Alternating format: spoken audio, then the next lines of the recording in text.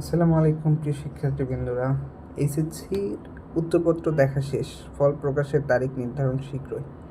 তাহলে চলতি বছর এইচএসসি সমমান পরীক্ষার উত্তরপত্র দেখার কাজ শেষ হয়েছে, এখন শেষ পর্যায়ে কার্যক্রম চলছে। এই প্রক্রিয়া দ্রুত শেষ করে ফলাফল প্রকাশের জন্য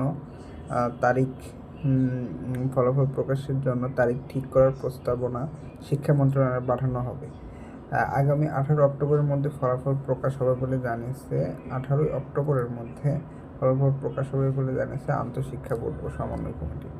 তো তোমরা যেটা দেখলা, এখন মোটামুটি এইচএসসি পরীক্ষার খাতা দেখা কমপ্লিট, এখন ফলাফল প্রস্তুতির বিষয়। তো সম্ভাব্য তারিখ 18ই অক্টোবর তোমাদের এইচএসসি পরীক্ষার ফলাফল প্রকাশ হবে।